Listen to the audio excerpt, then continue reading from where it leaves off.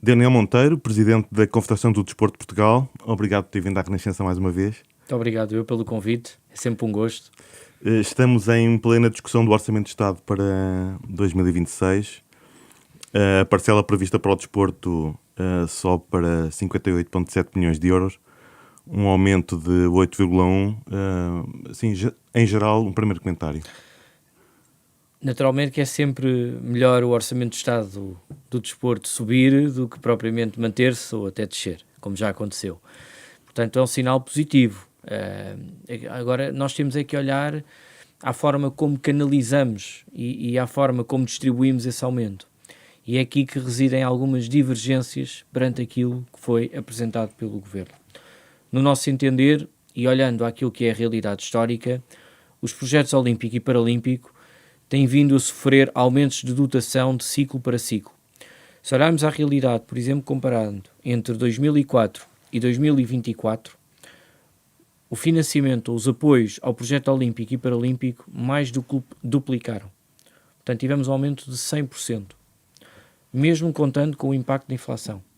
Acontece que o financiamento à atividade regular do desporto, o dia-a-dia dos clubes, das associações, das federações esportivas, a organização dos quadros competitivos, etc., esse financiamento, entre 2004 e 2024, se contabilizarmos o efeito da inflação, significa que houve perda de poder de compra.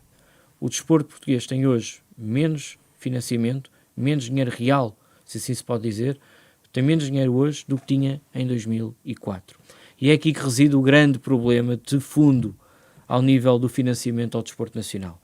Significa que as federações desportivas ao longo dos anos foram perdendo poder de compra, não existindo por parte do Estado a devida análise ou a devida reflexão sobre esta situação, sobre esta problemática, e existindo depois uma devida correspondência com o reforço de financiamento. Isso não tem existido ao longo dos anos, e é aqui que nós entendemos e que, no nosso entender, era fundamental que o Estado investisse na atividade geral do regular do dia-a-dia das federações desportivas. A ministra Margarida Balseiro Lopes lembrou, nesta altura do orçamento, que há também um investimento extraordinário, chamou ela, mais 65 milhões de euros, que estará a ser aplicado desde dezembro de 2024 e que, segundo a própria, irá até 2028. Ou seja, a acrescentar à verba do orçamento propriamente dito. Estas duas parcelas não são suficientes? Vamos lá ver, o projeto dos 65 milhões de euros, esse apoio estrutural, esse apoio extraordinário ao desporto nacional é muito importante. Nós, aliás, convém referir que foram as federações desportivas e a Confederação do Desporto a pedir ao Governo que aplicasse uma espécie de choque desportivo precisamente antes do anúncio dessas medidas, que depois acabaram por ser apresentadas pelo próprio Primeiro-Ministro em dezembro do ano passado. Portanto, ponto prévio, as federações esportivas pediram ao Governo um choque desportivo em novembro de 2024 e o Governo respondeu a esse choque desportivo em dezembro de 2024. Acontece que esse investimento que está a ser feito, quer nos centros de alto rendimento, quer na formação e qualificação dos agentes desportivos, quer também ao nível do enquadramento técnico das organizações esportivas, são financiamentos e são investimentos estruturais que o desporto nacional não tinha vindo a sofrer ao longo dos últimos anos. E, portanto, esse investimento é muito importante. Aquilo que não tem tido resposta, portanto, nós temos tido resposta no projeto Olímpico e Paralímpico, como já aqui disse, em que o investimento público em 20 anos duplicou. Temos tido resposta nos centros de alto rendimento, recentemente, com esse pacote dos 65 milhões de euros, para além também do investimento estrutural que foi feito noutras áreas, como a formação, a qualificação dos agentes.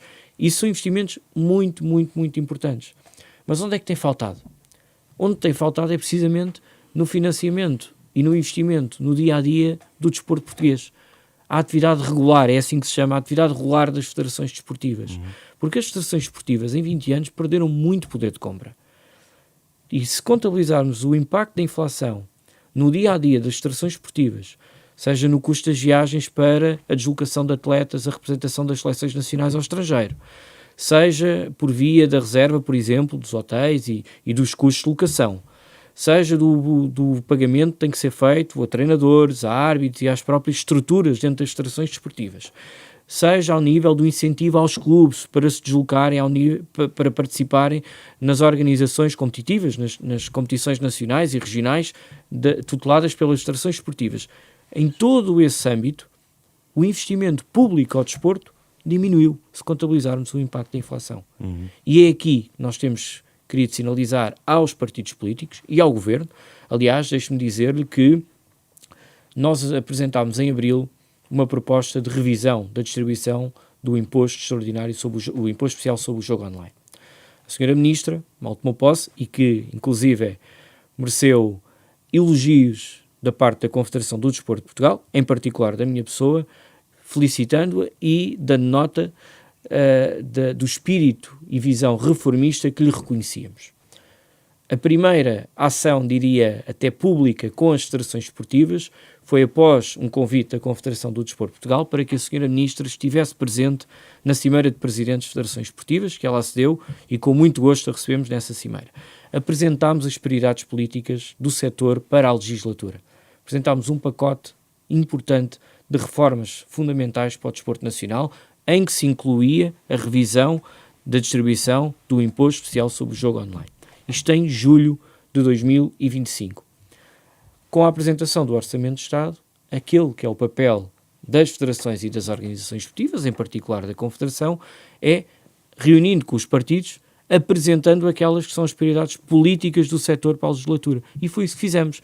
Fizemos primeiro com o Governo, mal a senhora Ministra tomou posse, e mais tarde com os partidos políticos em sede de discussão e de apresentação de propostas para o Orçamento de Estado para 2026. Por falar nisso, a Confederação tem uma série de propostas no sentido de melhorar a proposta do Orçamento de Estado. Eu selecionei aqui algumas e queria ver consigo uma a uma, talvez seja melhor. Por exemplo, integrar as despesas desportivas nas deduções de saúde em sede de IRS. O desporto faz bem à saúde, não é? Ou seja, genericamente, se mais portugueses tivessem atividade desportiva, provavelmente poupar-se-ia uns milhões na saúde, não é? Aquilo que nós estamos a propor é uma revisão do conceito de saúde em sede de IRS.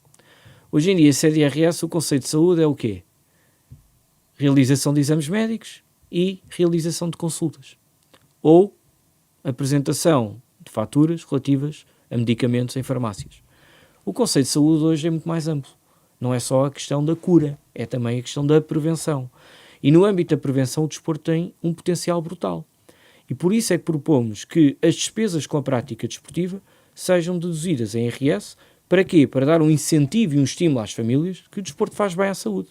E é essa a proposta que apresentámos aos partidos e que apresentámos também, como disse, ao Governo, no sentido de considerar as despesas com a prática desportiva dedutíveis em sede IRS como despesas de saúde e que é uma das propostas que está em cima da mesa para a discussão na especialidade do Orçamento do Estado.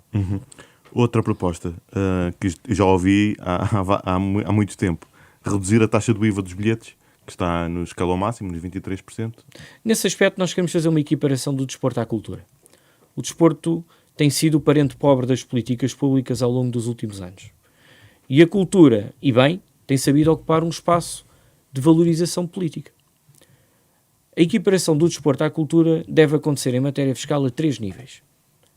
Ao nível da equiparação e da revisão da lei do mecenato desportivo, equiparando à lei do mecenato cultural, ao regime do mecenato cultural. Em segunda instância, através do IVA dos espetáculos desportivos com IVA reduzido de 6%, tal como acontece com os espetáculos culturais. E aqui deixe-me dizer-lhe uma coisa, é que até 2013, o IVA dos espetáculos desportivos e culturais era IVA reduzido. Com a Troika, quer o desporto, quer a cultura, perderam essa benesse, digamos assim, e depois, para 2019, a cultura recuperou esse estatuto de IVA reduzido. Ora, o desporto não conseguiu recuperar esse estatuto. E aquilo que estamos a propor é que o desporto, com medida, com impacto social, tal como a cultura tem, como setor com impactos sociais brutal, aquilo que estamos a propor é que seja equiparado ao setor da cultura. No terceiro aspecto, tem que ver com a isenção de IRC por parte das entidades dotadas de utilidade pública. No âmbito da cultura, há isenção de IRC para essas entidades dotadas de utilidade pública. As entidades esportivas dotadas de utilidade pública não têm isenção de IRC.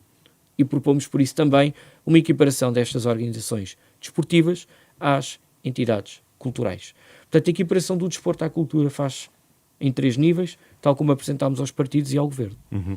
E é precisamente falar disso, alargar os benefícios fiscais a clubes e federações. Outra medida, reforçar o apoio estatal ao policiamento. Alguns clubes têm muita dificuldade Há muitas organizações esportivas, em particular várias federações esportivas, que neste momento estão a ter gastos extraordinários, muito elevados, com o policiamento de espetáculos esportivos. Vou-lhe dar exemplo. Hoje em dia, organizar uma corrida de ciclismo em Portugal, 30% a 40% dos custos da organização remetem para custos de policiamento. Isto são custos incomportáveis para qualquer organização. E aquilo que propomos é que estes incentivos ao policiamento, porque há benefícios e incentivos por parte do Estado, com participações por parte do Estado ao nível do policiamento de espetáculos esportivos, não seja apenas até aos escalões etários de júniores, mas que inclua também os campeonatos nacionais de séniores. Última proposta que eu tenho aqui, das que destaquei, critérios objetivos para a condecoração de clubes e atletas por parte do Presidente da República, seja ele qual for. E isso não é uma proposta que esteja incluída neste pacote de reforma fiscal. Isso é uma proposta extraordinária, diria, não é tanto uma proposta, é mais um desabafo e um repto que lançamos ao próximo Presidente da República. É que crie critérios objetivos para condecorar atletas e seleções nacionais. O mérito deve ser premiado com base em critérios. Sob pena de deixarmos para trás atletas ou seleções nacionais que, tendo em conta as suas modalidades, não terem o espírito mediático tão grande, tão alargado, acabam por ser esquecidos. E não é isso que queremos. Nós queremos valorizar o mérito, independentemente da sua visibilidade, independentemente do seu impacto mediático. E é esse o repto que lançamos ao próximo Presidente da República, é que os reconhecimentos e as condecorações tenham por base critérios objetivos para serem realizados. Estamos em plena campanha presidencial, não sei se um dos seus objetivos é eventualmente falar com os candidatos. É isso que temos vindo a fazer. A Cimeira de Presidentes das Federações Esportivas já recebeu 2 dos candidatos, vai receber já no dia 20 mais 2 candidatos e contamos até ao final do ano receber mais candidatos para com todos os candidatos reunirmos e apresentarmos as propostas, e não é a Confederação do Desporto de Portugal que o está a fazer, é a Confederação do Desporto de Portugal e as federações esportivas. São as federações esportivas as entidades de cúpula do desporto nacional e são elas que devem ser a voz direta de contacto com os agentes e com os decisores políticos. E até agora teve bom acolhimento. Tivemos muito bom acolhimento. É engraçado porque apresentámos ou lançámos 2 reptos aos candidatos presidenciais. O primeiro foi, como já aqui disse, a criação de critérios objetivos para os reconhecimentos e condecorações. O segundo foi que, pelo menos uma vez por ano, o próximo Presidente da República apadrinhe e presida a uma cimeira de presidentes de federações esportivas. Para quê? Para ouvir os problemas. Para ouvir de viva voz, por parte do setor, ouvir de viva voz os anseios e os problemas do setor. Nós sabemos que o Presidente da República não tem funções executivas, mas tem uma capacidade, também ela muito importante, que é exercer a magistratura de influência junto dos decisores executivos. E é isso que apelamos ao próximo Presidente da República, é que abrace a causa do desporto como a sua causa e junto daquilo que seja a sua magistratura de influência possa utilizá-la em favor do desporto. Já aqui falámos sobre isso. Há uns meses disse à Renascença que o orçamento do desporto deveria estar equiparado ao da cultura. Ainda estamos longe desse objetivo. Sabe que o desporto, em 1995 e 1996, tinha um orçamento equiparado ao setor da cultura. Portanto, os orçamentos de Estado do desporto e da cultura, na década de 90, eram os mesmos. Acontece que a cultura, em 30 anos, conseguiu dar o salto e conseguiu hoje estar a discutir orçamentos do Estado na ordem dos 600 milhões de euros, 630 milhões de euros, e o desporto continua a discutir orçamentos de Estado na ordem dos 50 milhões de euros. E é preciso darmos aqui um sinal político claro.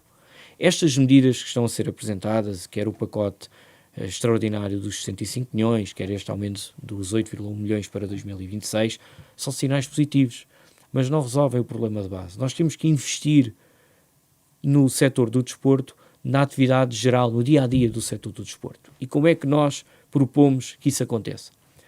Sem que o orçamento do Estado seja sobrecarregado com mais despesa. Propomos e propusemos em abril de 2025, em abril deste ano, a revisão do IEJO, a revisão do Imposto Especial sobre o Jogo Online. E essa proposta traria ao setor do desporto cerca de mais 13 milhões de euros para a atividade regular, para o dia-a-dia das federações esportivas e, consequentemente, dos clubes, das associações, de todo o setor. Esta é uma proposta que apresentámos ao Governo, é uma proposta que, após a sua apresentação, o próprio Primeiro-Ministro reconheceu a importância de rever a distribuição do Imposto Especial sobre o Jogo Online, que hoje está completamente desatualizado, porque à data quando houve a legislação, quando foi regulado o próprio jogo online, nós não sabíamos como é que o mercado ia reagir, como é que ia ser o potencial de crescimento do jogo online.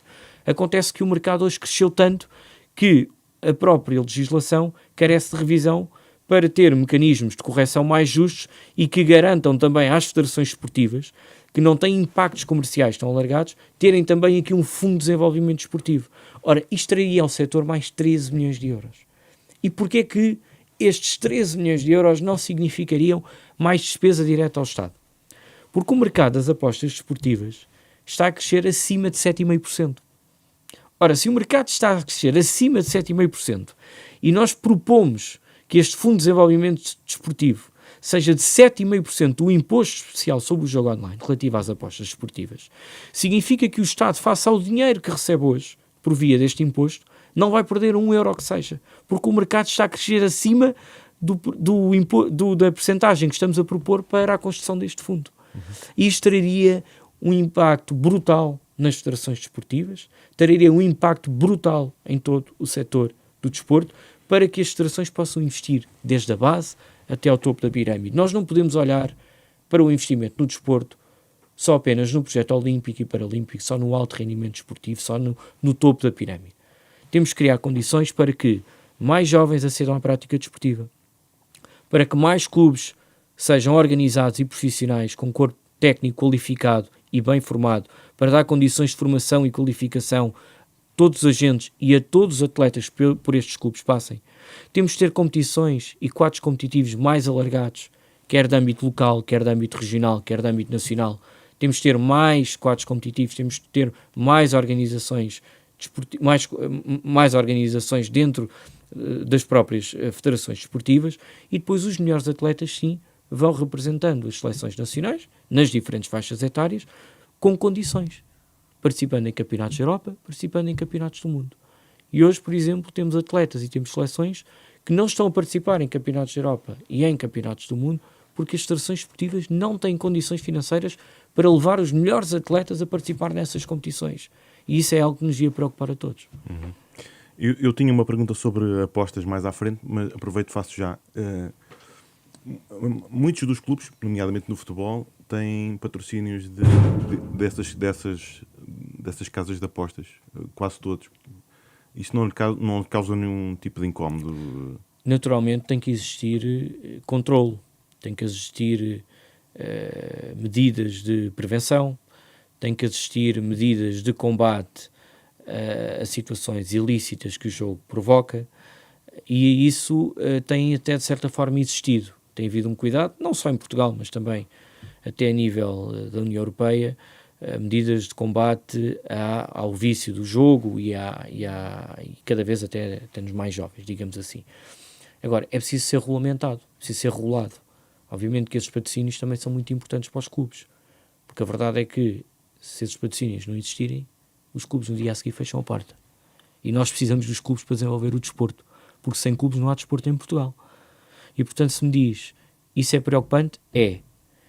Acho que deve existir medidas de divulgação e promoção destes mecanismos de combate, precisamente, à viciação de resultados e ao vício do jogo, mas precisamos destas empresas, precisamos destes patrocínios presentes no desporto, porque são estes patrocínios que infelizmente estão a manter o desporto vivo e a sustentar o desporto em Portugal.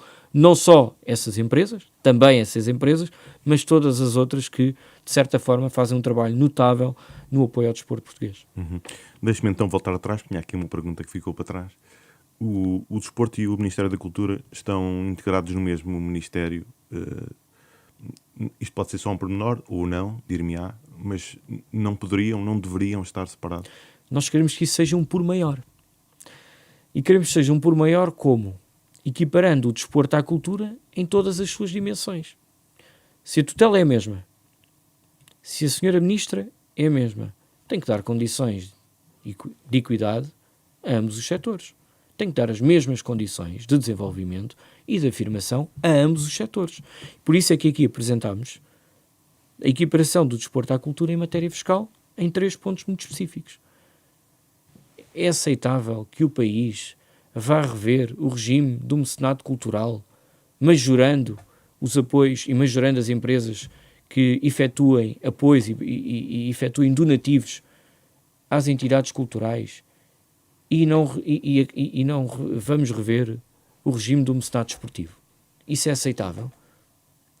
Quando estamos a falar de setores que estão sob a alçada do mesmo Ministério, porque é que o mesmo Ministério vai rever o regime do mecenato cultural e não vai rever o regime do mecenato desportivo?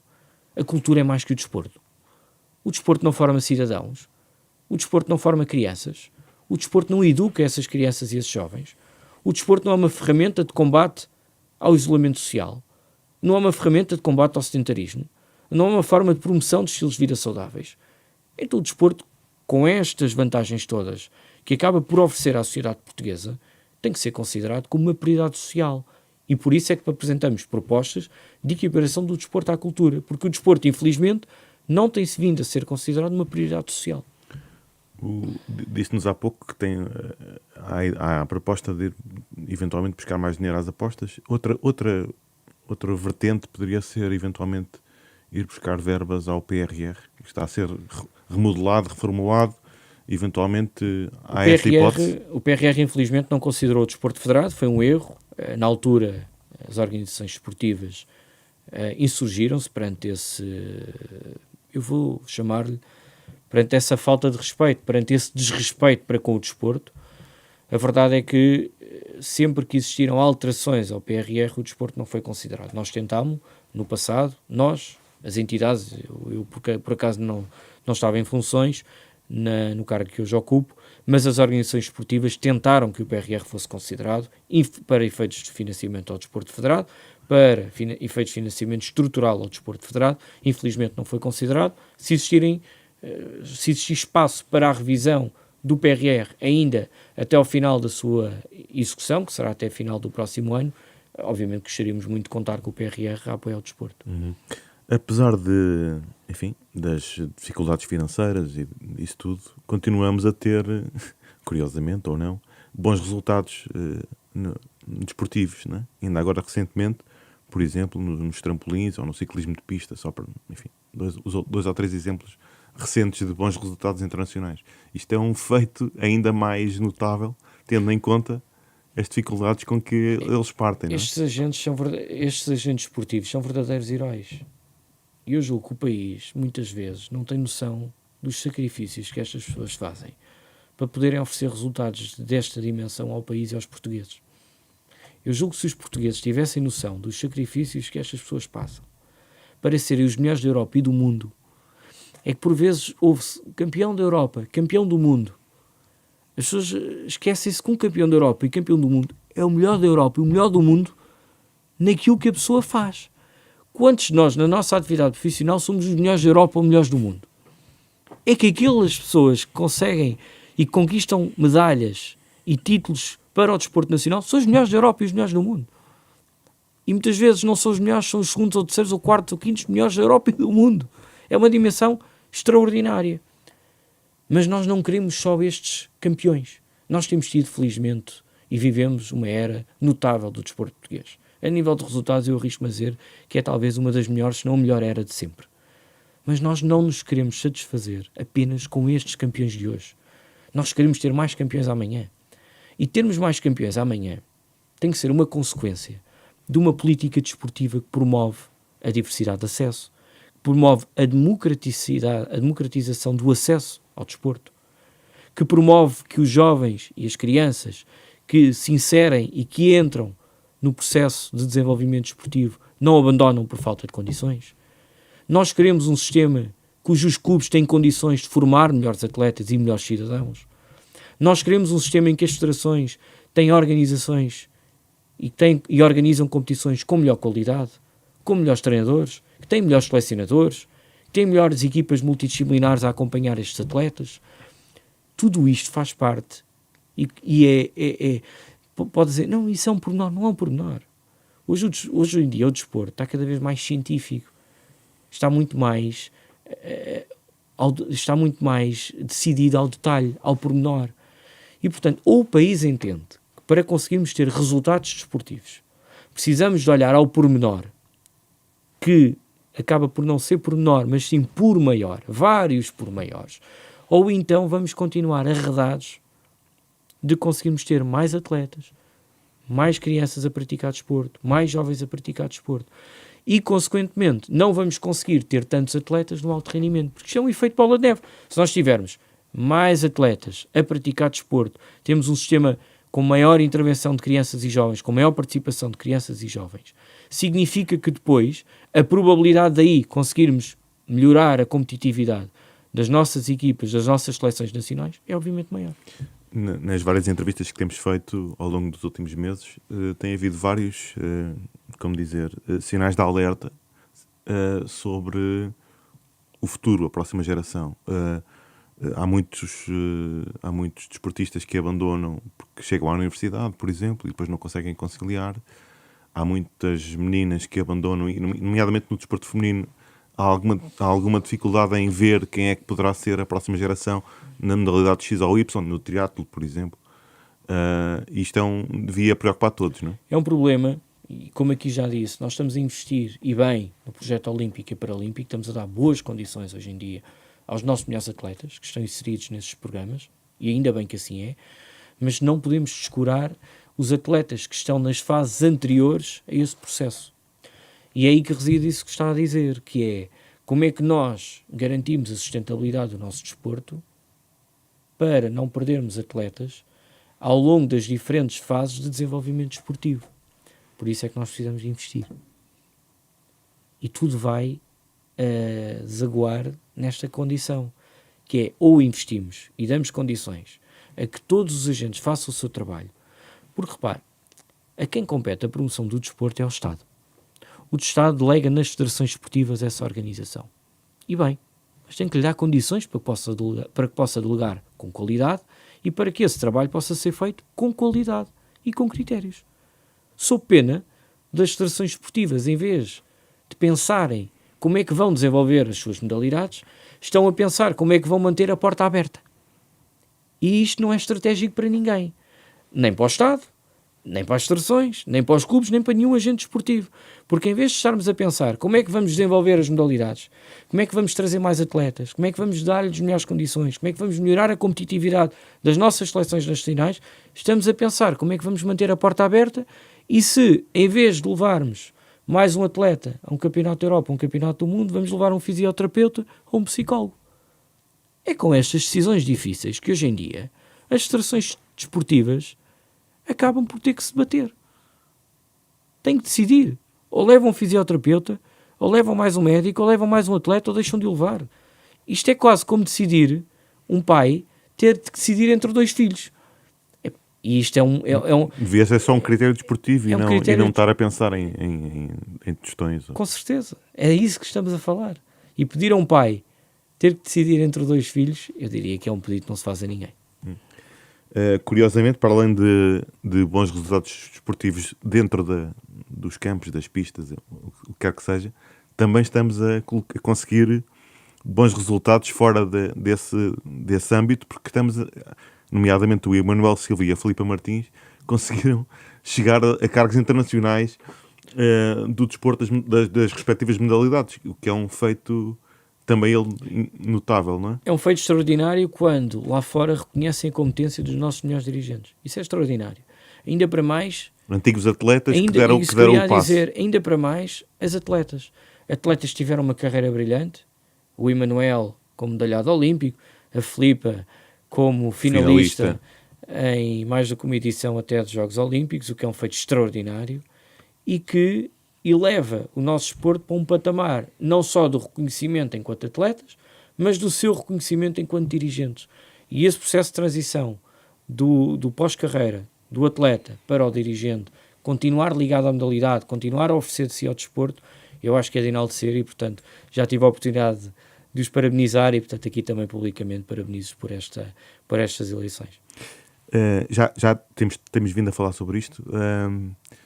Se calhar as pessoas estão muito centradas nos grandes centros, mas há problemas ainda mais graves, provavelmente, fora de Lisboa, Porto, no interior, aceder ao desporto.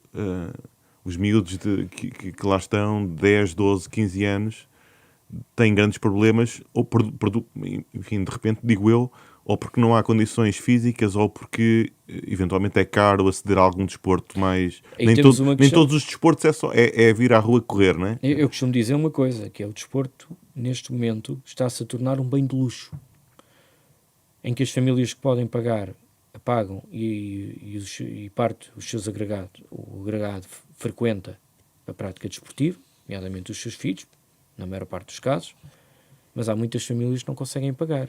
Hoje em dia, a ser à prática desportiva, estamos a falar de custos nunca menos de 50 a 70 euros por mês e já não estou a considerar deslocações, disponibilidade que os pais têm que ter para os levar aos treinos e às competições desportivas, já não estou a falar daí. Material desportivo, estamos a falar apenas de custos diretos com a frequência, pagamento ao clube para que o atleta, para que essa jovem possa praticar desporto. Portanto, isso é caro. E depois temos um problema também, que é um problema transversal a todo o país.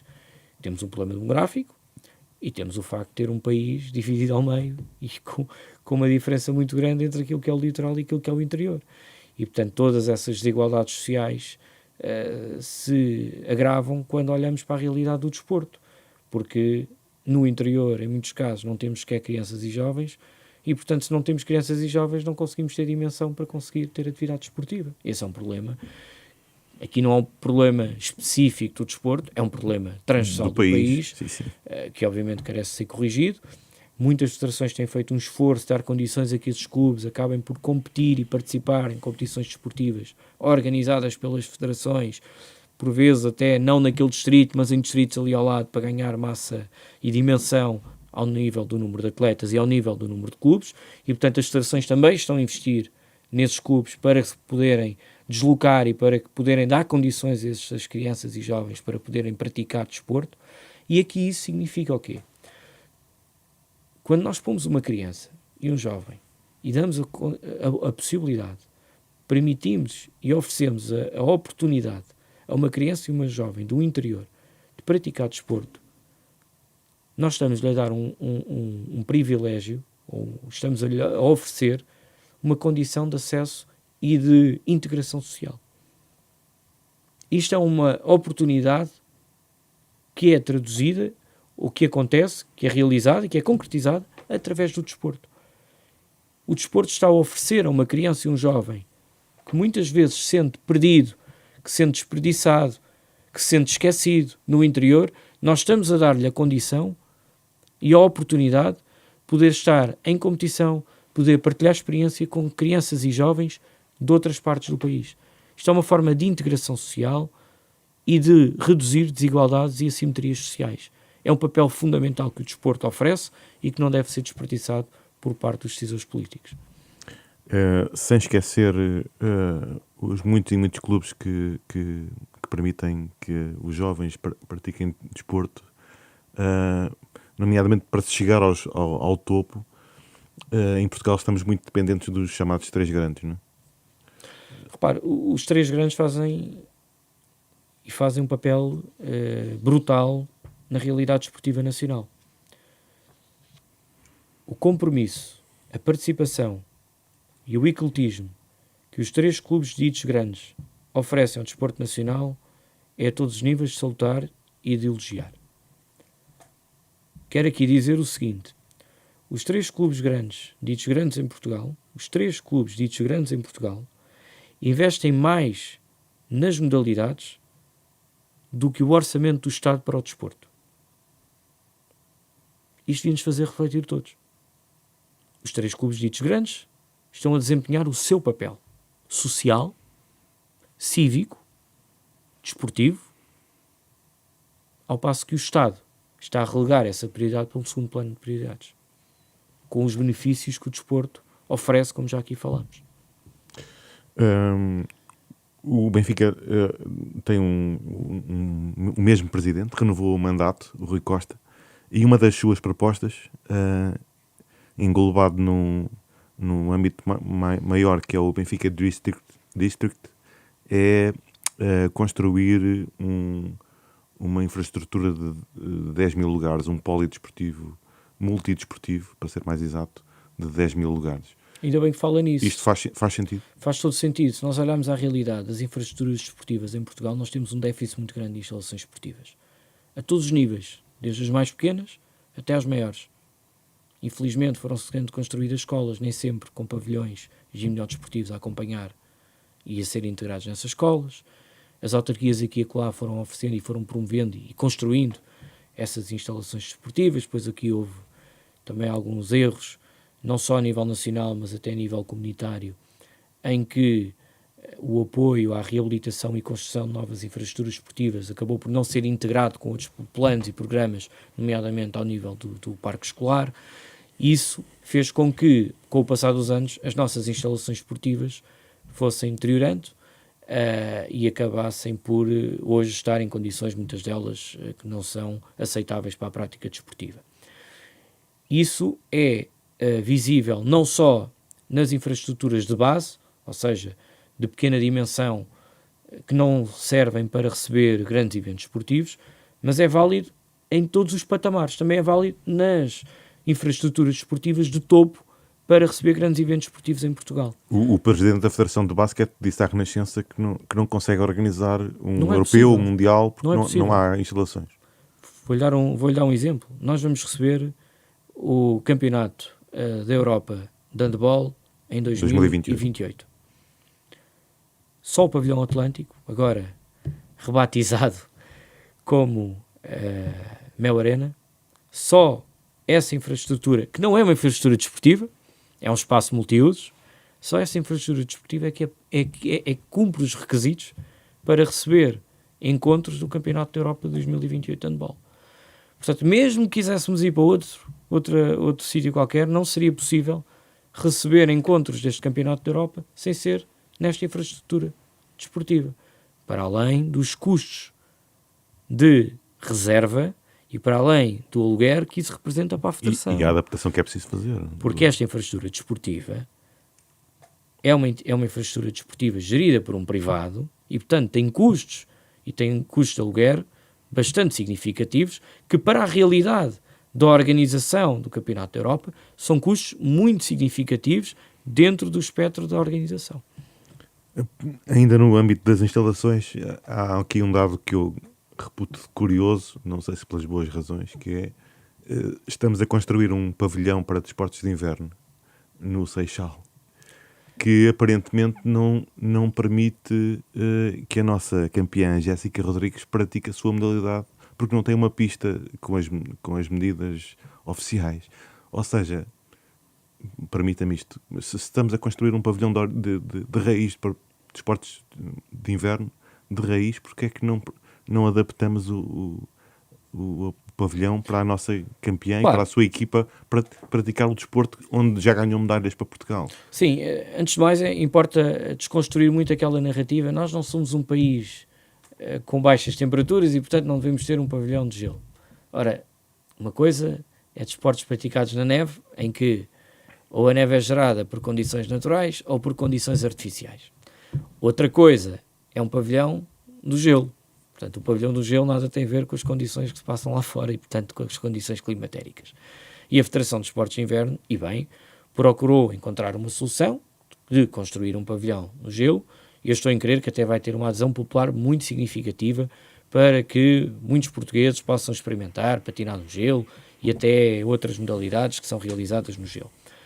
Naturalmente que, se a infraestrutura não tem as medidas necessárias para a prática de determinadas modalidades, será uma condição que eu estou certo que a Federação de Esportes de Inverno vai avaliar e vai considerar no processo de construção com a Câmara Municipal do Seixal. Foi a atleta que se queixou à Renascença, por isso Estou em crer que ainda vamos a tempo de corrigir isso. acreditamos que sim.